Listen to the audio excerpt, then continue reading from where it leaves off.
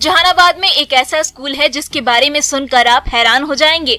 बिना शिक्षक के ही उच्च विद्यालय का संचालन हो रहा है।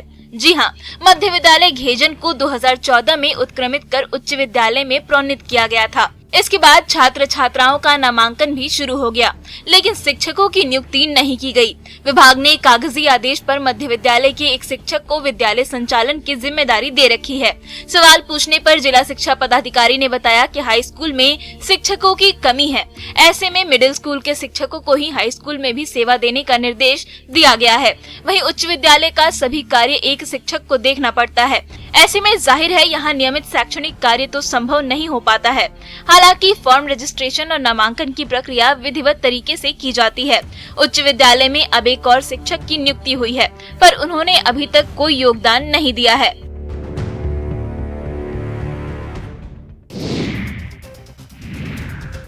चतरा में पुलिस ब्राउन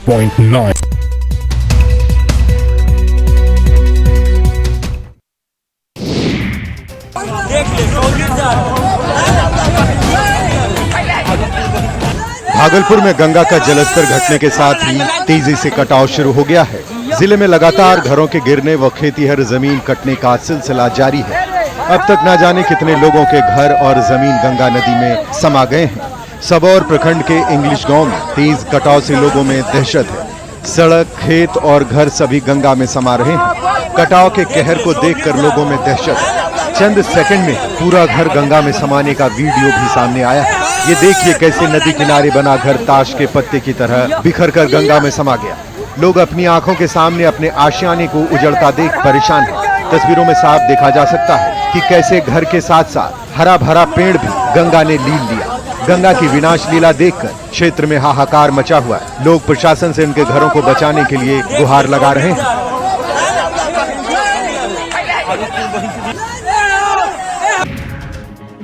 रोहतास के डेहरी में एक सनकी ने गेस्ट हाउस के गार्ड को तलवार से मारकर जख्मी कर दिया। घटना के बाद घायल को डेहरी के निजी क्लिनिक में भर्ती कराया गया। जानकारी के मुताबिक आरोपी शराब के नशे में गेस्ट हाउस में घुसने की कोशिश कर रहा था। जब गार्ड ने उसे रोकने की कोशिश की तो उसने तलवार से हमला कर दिया। ये पूरी वारदात गेस्ट हाउस में लगे सीसीटीवी में कैद हो गई। तस्वीरों में साफ देखा जा सकता है कि गार्ड और युवक पास ही में खड़े हैं। इतने में युवक ने गार्ड पर हमला कर दिया, जिससे गार्ड जख्मी हो गया।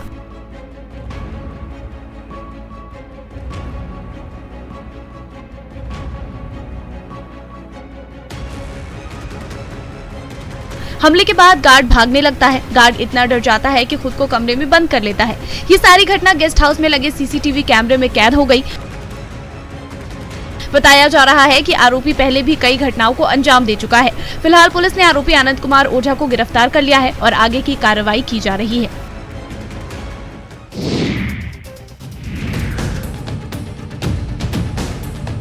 गया में बाइक चोरों का आतंक दिन ब दिन बढ़ता ही जा रहा है। आए दिन चोर चोरी की घटना को अंजाम दे रहे हैं। वहीं अब चोरों ने जेडीयू के नेता की बाइक पर भी हाथ साफ कर दिया। घटना कोतवाली थाना क्षेत्र से महज कुछ ही दूरी पर धामी टोला केपी रोड की बताई जा रही, जहां जेडीयू युवा के पूर्व उपाध्यक्ष के घर के बाहर से चोर ने बाइक चुरा ली। हालांकि बुलेट चोरी की घटना वहां पर लगे सीसीटीवी कैमरे में कैद हो गई है। तस्वीरों में साफ देखा जा सकता है कि चोर पहले तो माहौल का जायजा ले रहे हैं, फिर धीरे से वो बाइक पर बैठ जाते हैं और मास्टर चाबी से बाइक को खोलते हैं। लॉक को अपने हाथ और पैरों से तोड़ देते हैं। चोर बाइक को स्टार्ट करने की कोशिश करता है और बाइक बुलेट चालू नहीं हो पाती, जिसके बाद वो बाइक को घसीटकर रोड तक लाता है। वहां भी बाइक स्टार्ट करने की कोशिश करता है पर असफल हो जाता है। बाद में चोर बाइक को घसीट कर लेकर चला जाता है। पीड़ित ने इस घटना की सूचना पुलिस को दी, जिसके बाद पुलिस फुटेज के आधार पर मामले की छानबीन में जुट गई है।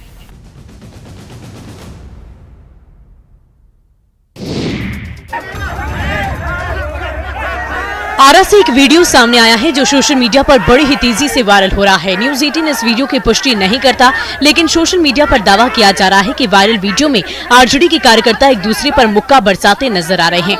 आरोप है कि जिला अध्यक्ष के चुनाव के दौरान आरजेडी कार्यकर्ताओं का दो गुट आपस में भिड़ गया। देखते ही देखते कार्यकर्ता एक दूसरे पर टूट पड़े। पहले तो कॉलर पकड़कर बदतमीजी की और फिर एक दूसरे पर धनाधन मुक्कों की बारिश कर दी।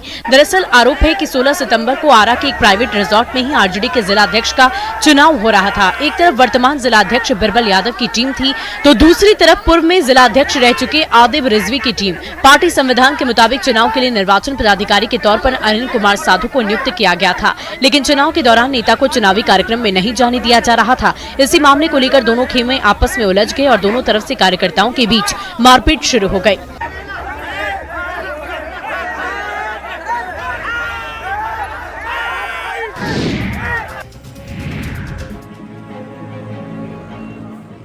जरा इन महाशय को देखिए जो शराब पीने के बाद जमीन पर धुत पड़े हैं। इन्हें खुद का भी होश नहीं है।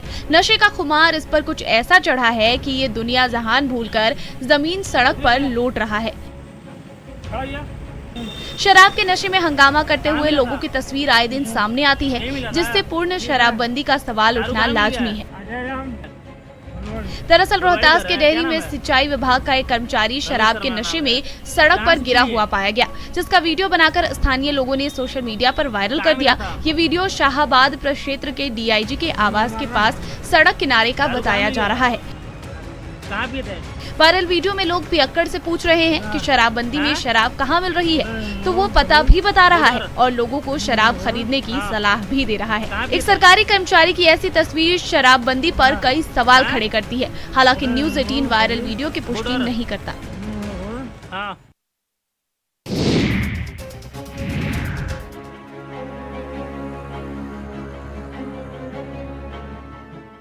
मुंगेर के हवेली खड़गपुर थाना क्षेत्र के रतैठा गांव स्थित एक घर के गोहाल में भीषण आग लग गई। अगलगी में गोहाल में रखा हुआ सारा सामान जलकर राख हो गया। हालांकि ग्रामीणों ने कड़ी मशक्कत के बाद आग पर काबू पाया। अगलगी की इस घटना में गाय बुरी तरह से झुलस गई।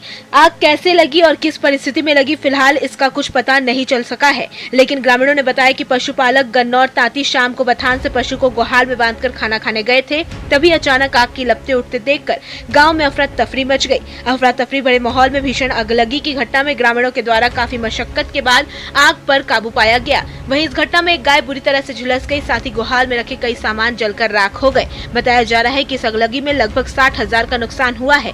वहीं आग बुझाने गए पशुपालक भी बुरी तरह झुलस गए हैं, जिनका अस्पताल में इलाज चल रहा है। हालांकि आग लगने के कारणों का अभी तक पता नहीं चल सका है।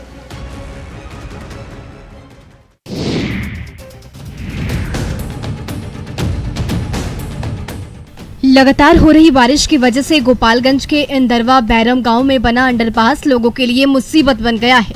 इस रेलवे अंडरपास में आम दिनों में भी पानी जमा हो जाता है। लोगों को 4 से 5 किलोमीटर घूमकर जिला मुख्यालय जाना पड़ता है। ऐसे में अगर कोई बीमार हो जाए तो परेशानियां बढ़ जाती हैं। खासतौर पर बरसात के मौसम में इस अंडरपास में 3 से 4 फीट पानी भर जाता है, जिसके कारण वाहनों का प्रवेश करना मुश्किल हो जाता है। दूर दराज से आए लोग जैसे ही इस अंडरपास में प्रवेश करते हैं तो उनके वाहन खराब हो जाते हैं। ऐसे में अब तक इस अंडरपास के बनने के बाद सैकड़ों वाहन खराब हो चुके हैं, लेकिन विभागीय लोगों को इसकी सूचना करने के बाद भी महज इसका पानी निकलवाया जाता है। लेकिन 1 से 2 दिनों के बाद फिर से ये स्थिति बरकरार रहती है, जिसके कारण समस्या जस की तस बन जाती है। ऐसे में स्थानीय लोग इसका उचित उपाय कराने की मांग कर रहे हैं, पर विभाग की उदासीनता खत्म होने का नाम नहीं ले रही।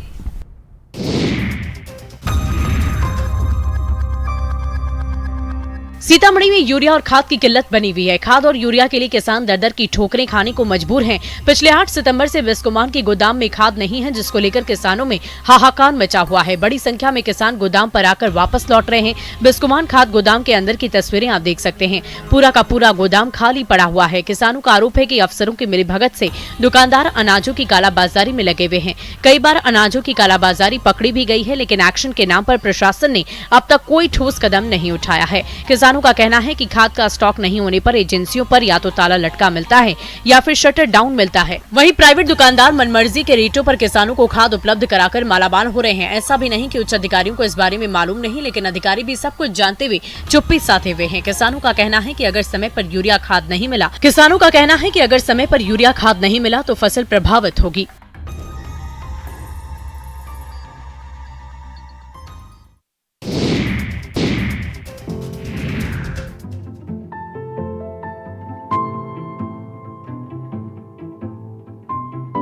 गया में पितृपक्ष मेला के दौरान देश के कोने कोने से आने वाले तीर्थयात्रियों के लिए इस बार ठहरने के लिए पर्यटन विभाग ने पहली बार गांधी मैदान में टेंट सिटी का निर्माण कराया है, जहां तीर्थयात्रियों के लिए निःशुल्क ठहरने की व्यवस्था है। इस टेंट सिटी में अलग अलग पंडाल में 1500 लोगों के रहने के लिए बेड लगाए गए हैं। पर्यटन मंत्री कुमार सर्वजीत ने यहाँ खुद आकर टेंट सिटी का निरीक्षण किया और लोगों से फीडबैक लिया। साथ ही इस टेंट सिटी में लोगों के लिए पूरी व्यवस्था की गई है। कई समाज सेवियों के द्वारा निःशुल्क भोजन की व्यवस्था भी की गई है, ताकि श्रद्धालुओं को किसी तरह की परेशानी न हो। मंत्री के आने से और व्यवस्था से तीर्थयात्री काफी संतुष्ट नजर आ रहे हैं। तीर्थयात्रियों ने कहा कि इस बार व्यवस्था बहुत अच्छी है। आपको बता दें कि समस्त विश्व में पूर्वजों पितरों की मोक्ष प्राप्ति के लिए गया क्षेत्र ही एकमात्र पुण्य क्षेत्र माना जाता है, जहां पुत्र अपने पिता पूर्वजों के लिए श्राद्ध तर्पण करते हैं। मान्यता है कि यहाँ सभी पितर को उत्तम लोक की प्राप्ति होती है।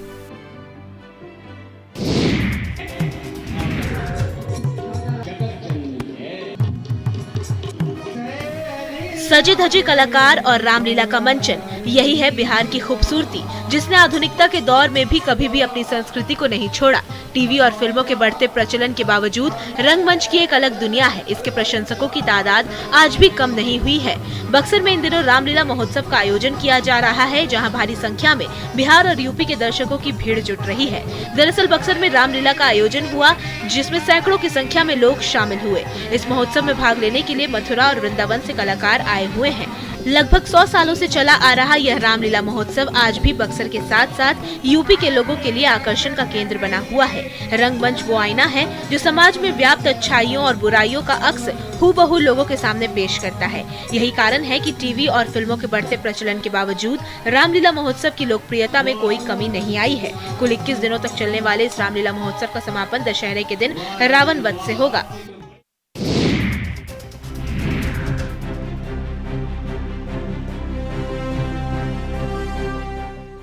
नवादा में तीसरे इंटरनेशनल फिल्म फेस्टिवल का आयोजन धूमधाम से किया गया। जाने माने एक्टर और फिल्म प्रोड्यूसर राहुल वर्मा और उनकी टीम के नेतृत्व में अंतर्राष्ट्रीय फिल्म महोत्सव का आयोजन हुआ।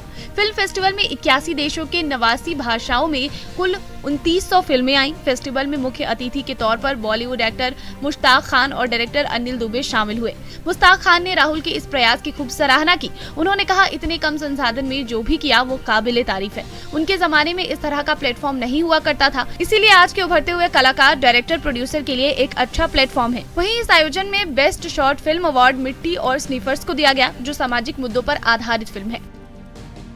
बेस्ट डॉक्यूमेंट्री फिल्म ट्यूनीशिया के डायरेक्टर टी महोनी को film the king son peace garden को मिला। ट्यूनीशिया के फिल्म डायरेक्टर को कई और कैटेगरी में अवार्ड से नवाजा गया।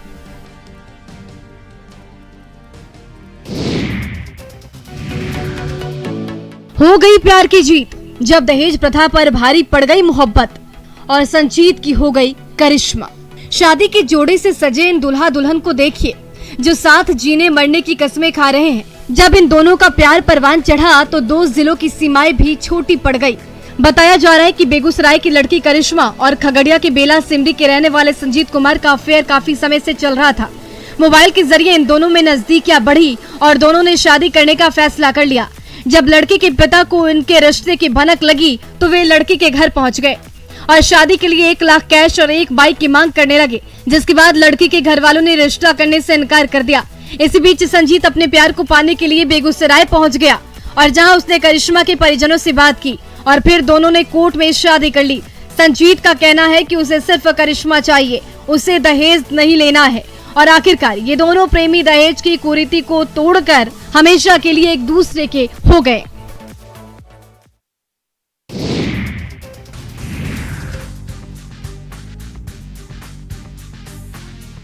2 साल बाद धूमधाम से दुर्गा पूजा मनाने की तैयारी चल रही है। राजधानी रांची में भी अलग अलग जगहों पर अलग अलग थीम पर पूजा पंडाल बनाए जा रहे हैं। इसे लेकर बाहर से कलाकारों को भी बुलाया गया है। रामगढ़ में भी दुर्गा पूजा को लेकर तैयारियां जोरों पर है। नायनगर बड़का काना के CCL कॉलोनी में भव्य पूजा पंडाल बनाया जा रहा है। इस बार आकर्षक पंडाल को दिल्ली के अक्षरधाम मंदिर का रूप दिया जाएगा। कोविड के बाद इस बार आयोजन समिति भव्य और आकर्षक पंडाल समेत मेले के आयोजन पर जोर दे रही है।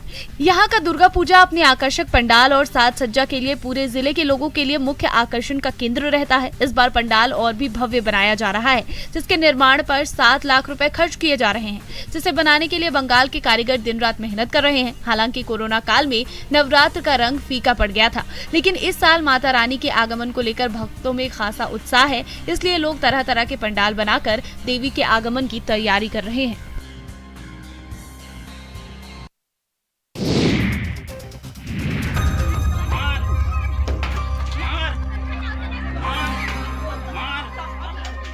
बेगूसराय में जमीन विवाद में 2 पक्षों के बीच जमकर मारपीट हुई। घटना मंसूरचक थाने के आलमचक गांव की है। मारपीट में दोनों पक्षों के 5 लोग घायल हो गए। खबर के मुताबिक गांव के मोहम्मद परवेज और आमिर के बीच जमीन को लेकर विवाद हुआ, जो कुछ देर में ही हिंसक झड़प में बदल गया। दोनों पक्षों ने एक दूसरे पर लाठी डंडों से हमला किया। तस्वीरों में भी साफ देखा जा सकता है कि कैसे एक शख्स हाथ में डंडा लेकर महिलाओं को धमका रहा है, साथ ही गाली गलौज भी कर रहा है। वहीं ये भी स्पष्ट रूप से दिखाई दे रहा है कि दोनों ही पक्ष के लोग लाठी डंडों से लैस होकर एक दूसरे पर हमला कर रहे हैं और रोरेबाजी कर रहे हैं। घटना की जानकारी मिलते ही पुलिस मौके पर पहुंची और हालात को काबू किया। घटना को लेकर दोनों पक्षों ने थाने में शिकायत दर्ज कराई है। दोनों पक्ष ने एक दूसरे के खिलाफ FIR भी दर्ज कराई है। बाद में पुलिस ने दोनों पक्षों को समझा बुझाकर मामले का निपटारा किया और आगे की जांच में जुट गई है।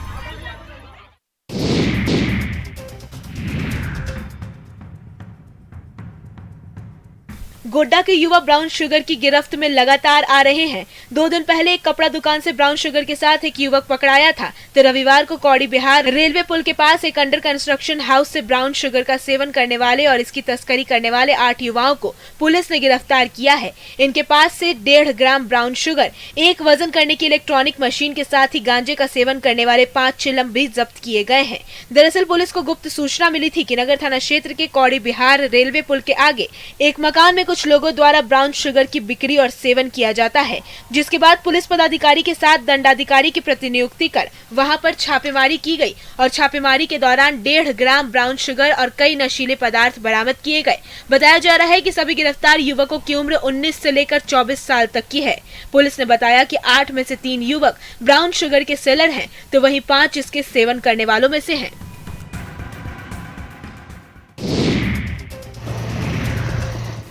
शराब की बोतलों पर चलाई जा रही JCB। गोपालगंज के मद्य निषेध विभाग की सफलता की ये तस्वीर है। ये सबूत है शराब तस्करों के खिलाफ की गई कार्रवाई की। अगस्त महीने में जिले भर में शराब तस्करों के खिलाफ अभियान चलाकर बड़ी कार्रवाई की गई। इस कार्रवाई के दौरान विभिन्न थाना क्षेत्रों से हजारों लीटर देसी और विदेशी शराब जब्त किए गए। फिर कानूनी प्रक्रिया के तहत JCB चलवाई गई। मजिस्ट्रेट की निगरानी में 4600 से ज्यादा देसी और विदेशी शराब को JCB चलवा कर नष्ट किया गया। शराब को नष्ट करने के बाद खाली बोतलों को गड्ढा खुदवा कर जमींदोज कर दिया गया। साथ ही इस पूरी प्रक्रिया की वीडियोग्राफी कर इसे कोर्ट के साथ साथ DM को भी सौंपा गया। उत्पाद अधीक्षक राकेश कुमार ने बताया कि कानूनी प्रक्रिया के तहत DM ने जब्त शराब को नष्ट करने के आदेश दिए थे और फिर ये कार्रवाई की गई है। उत्पाद विभाग की इस कार्रवाई के बाद इलाके के शराब माफियाओं में हड़कंप मचा है। पुलिस का साफ कहना है कि शराब तस्करों को इलाके में पनाह नहीं दिया जाएगा।